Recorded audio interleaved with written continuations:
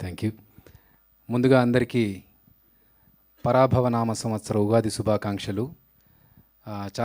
చాలా రోజుల నుంచి అనుకుంటున్నాను ఇలా పంచ కట్టుకొని లుంగి కట్టుకొని ఇలా నా అకేషన్లో వెళ్ళాలని.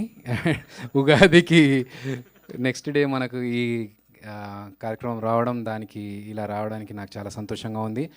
ఈ ఉగాది మనందరికీ మంచి జరగాలని మాతా కామాఖ్య దేవిని కోరుకుంటున్నాను, ప్రార్థిస్తున్నాను. మీ అందరికీ కూడా మంచి జరగాలి, మా టీం అందరికీ మంచి జరగాలని కోరుకుంటున్నాను.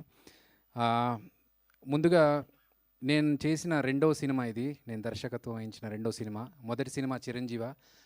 యాదృచ్ఛికం ఏంటంటే చిరంజీవ సినిమాలో యమధర్మరాజు గారికి ఒక గుడి ఉందని, అది తెలంగాణలో ఉన్న ధర్మపురిలో ఉందని చెప్పడం జరిగింది.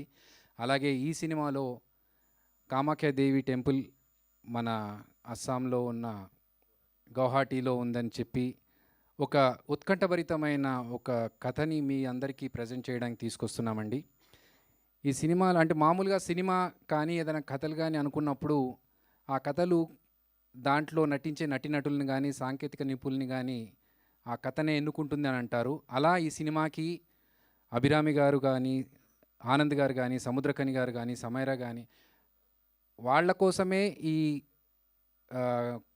క్యారెక్టర్స్ని సృష్టించామన్నంతగా ఒదిగిపోయారు క్యారెక్టర్స్లో. Thank you so much. And మాకు చాలా సంతోషంగా ఉంది. అరే, మేము అనుకున్నప్పుడు ఎలాగైతే రాసుకున్నామో ఆ కథలో ఆ క్యారెక్టర్ని అలాగే ప్రజెంట్ చేశారు. చాలా చాలా సంతోషంగా ఉంది. అండ్ నాకు నా రైట్ హ్యాండ్, నా బెస్ట్ ఫ్రెండ్ రిషాన్. సో నా creative director of this film. నేను ఈ కథ అనుకున్నప్పుడు, ఈ కథ రాసుకున్నప్పుడు దాంట్లో అడిషనల్గా స్క్రీన్ ప్లే యాడ్ చేసి ఇంకా ఇలా చేస్తే బాగుంటుందని చాలా సపోర్ట్ చేస్తూ ఎప్పుడైతే మేమిద్దరం కలిసి రమేష్ నేను బాహుబలిలో పరిచయం, ఆయన సెంధిల్ గారి దగ్గర, నేను రాజమౌళి గారి దగ్గర పనిచేసాము. సో అలా మేమిద్దరం టీమప్ అయి ఈ సినిమాకి వర్క్ చేయడం జరిగింది. రమేష్ మాట్లాడుతూ ఇంతకుముందు ఒక మాట అన్నాడు, వెనకాల అభి